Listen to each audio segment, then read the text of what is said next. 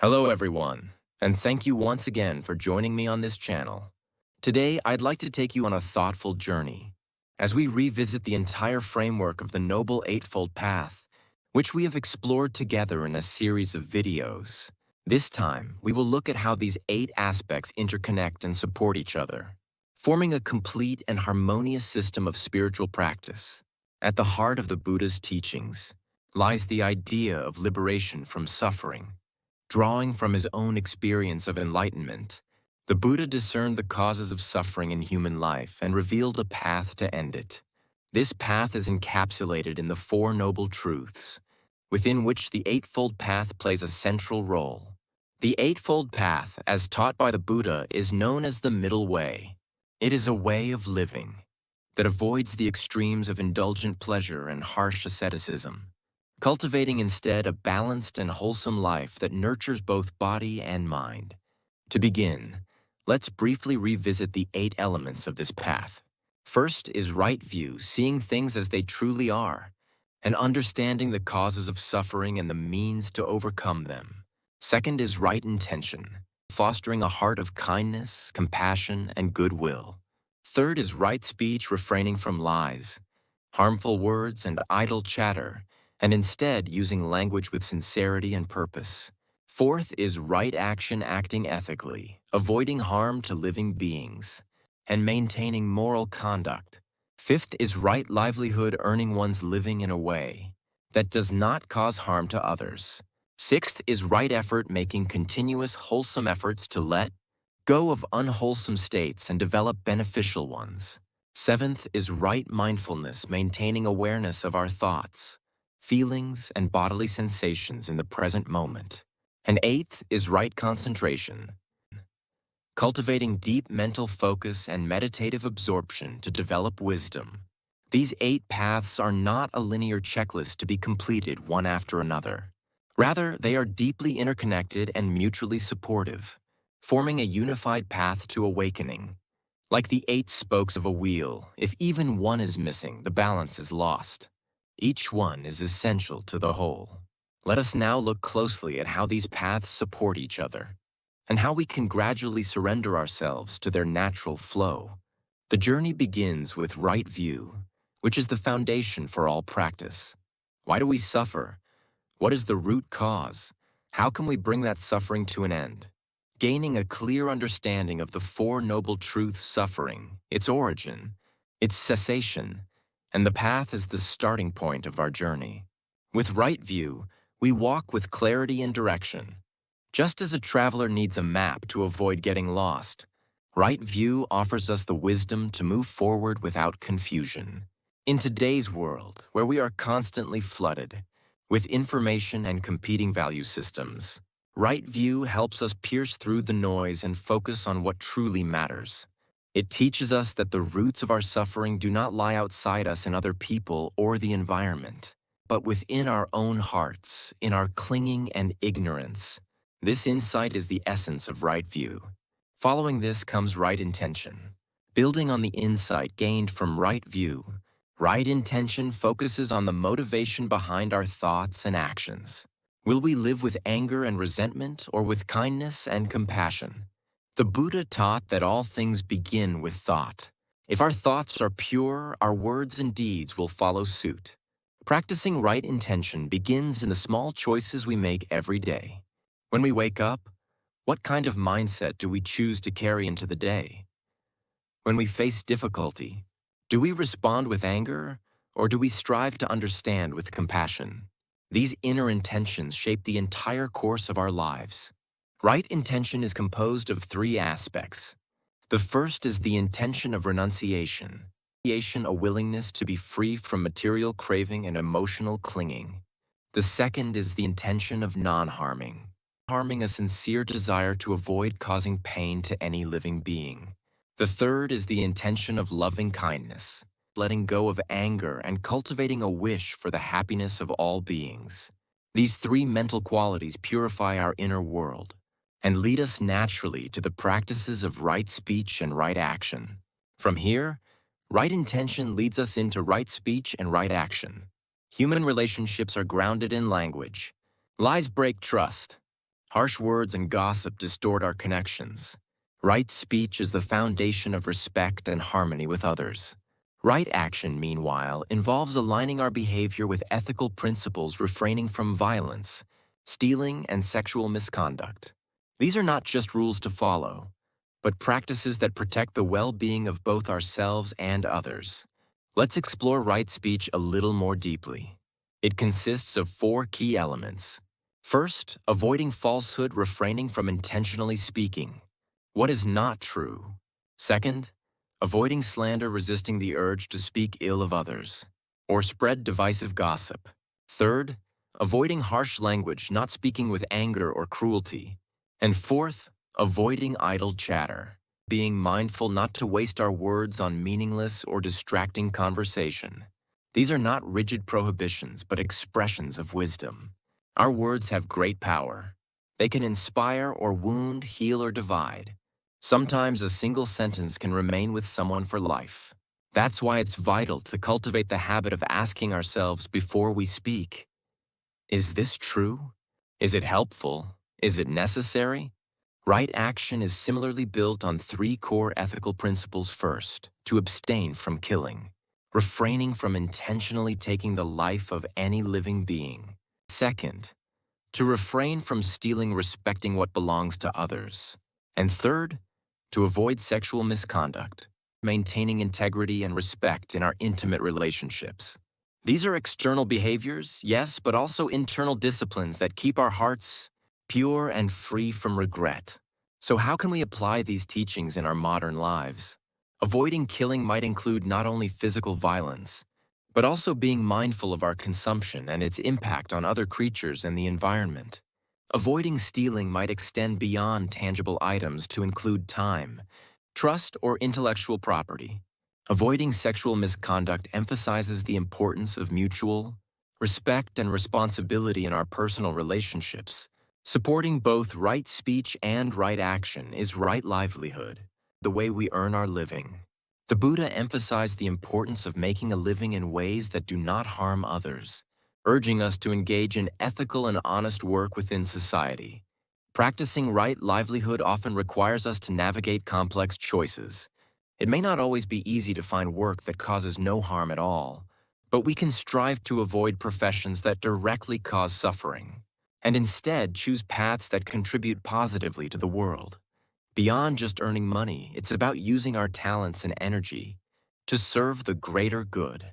Right livelihood also asks us to reflect on how we live overall, to avoid excessive consumption, to live simply and sustainably, and to make mindful choices that benefit not just ourselves, but the environment and society.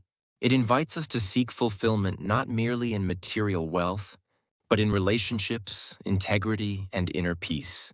So far, we've explored what we might call the practices of everyday life: seeing clearly, thinking clearly, speaking, and acting ethically, and living with integrity. These first 5 steps deal with our external life. The remaining 3, right effort, right mindfulness, and right concentration, turn inward to cultivate our mental and spiritual strength.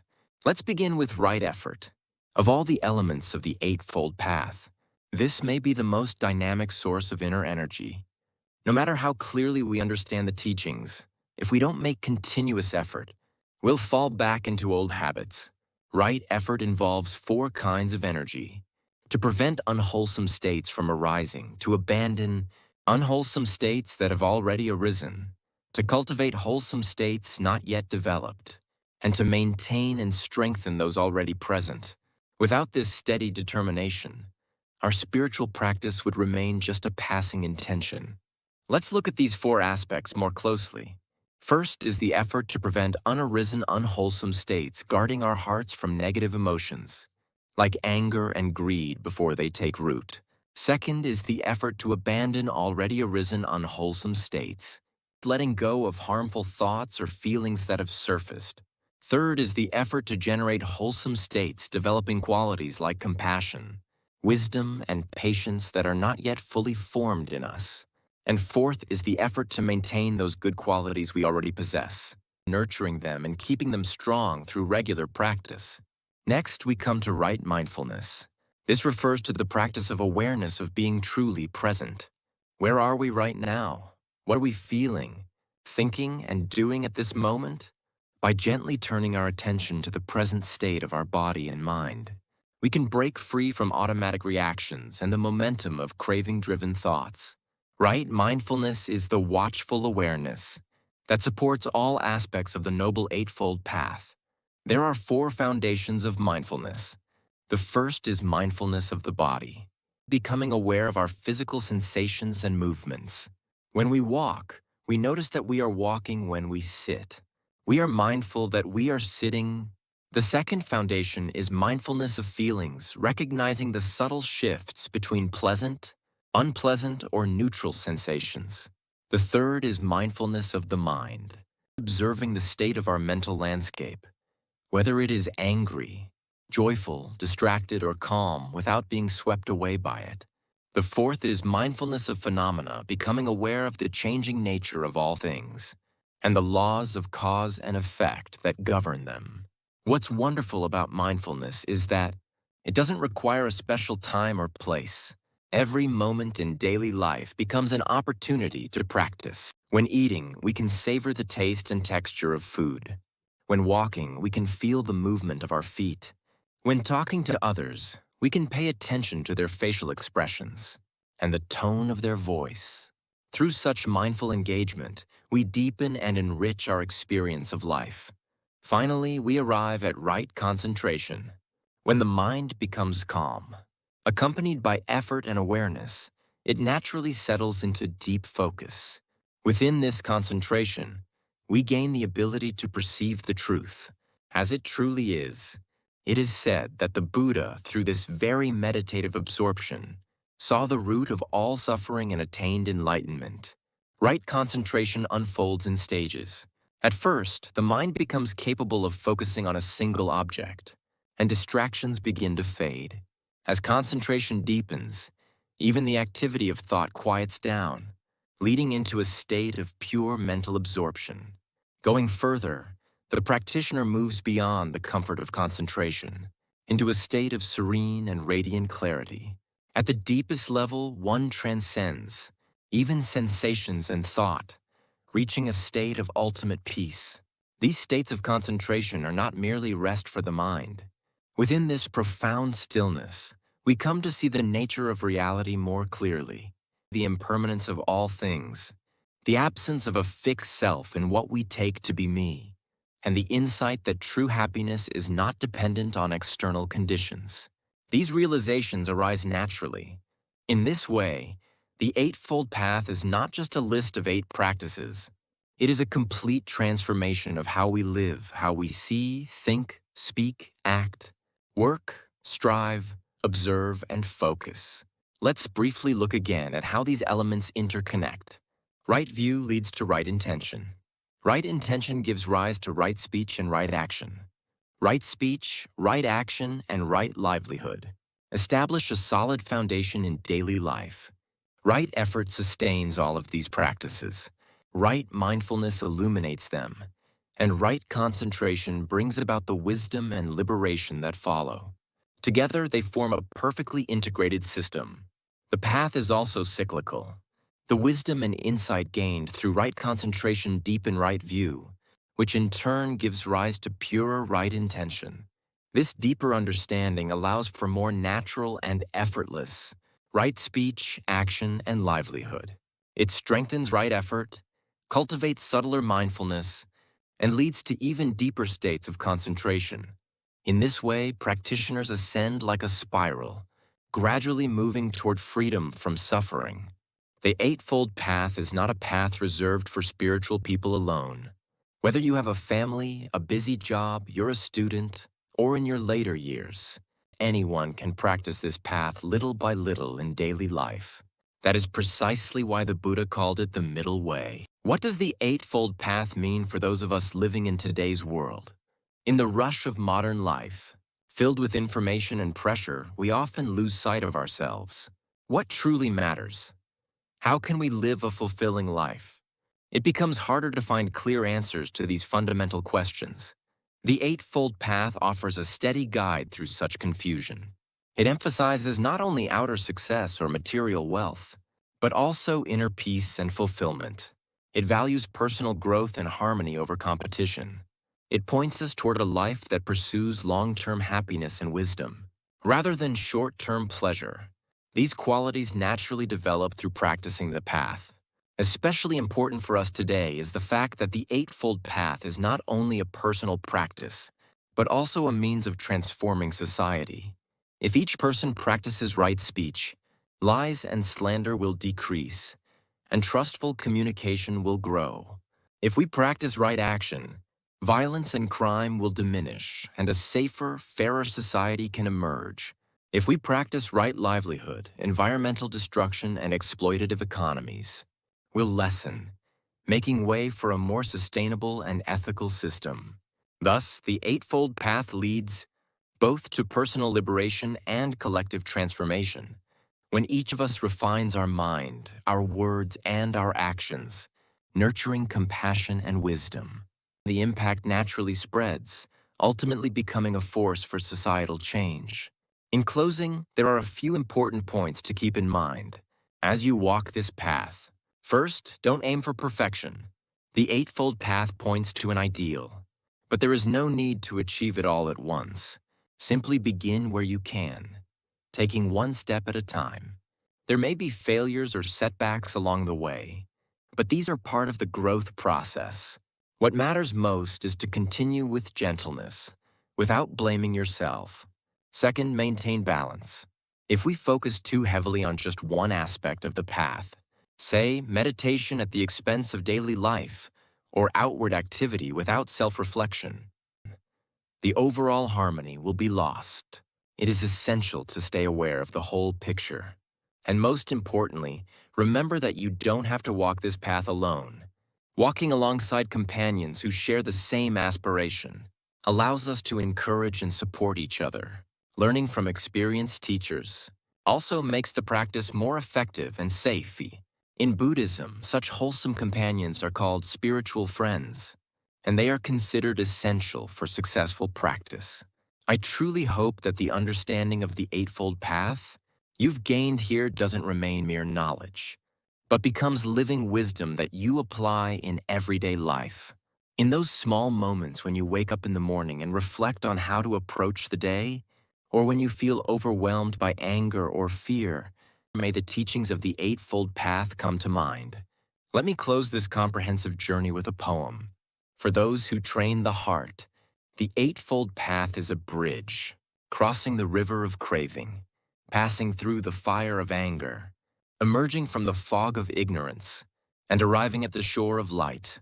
As this poem expresses, the Eightfold Path is a bridge that carries us from the shores of suffering to the far shore of peace. The journey across may sometimes be difficult or steep, but by taking one steady step at a time, we can surely reach the other side. And that journey itself is already the beginning of liberation and transformation. To all of you who have walked the Eightfold Path with me over these 8 sessions, thank you, truly. I believe that through this time of learning, a small seed of peace has been planted in your heart. May it grow through your daily practice into a great tree of wisdom, bearing fruit not only for yourself, but also for those around you. May these teachings become a source of stillness and insight in your life. And may each of you walk the path of the Eightfold Way in your own unique way, arriving at true happiness and peace.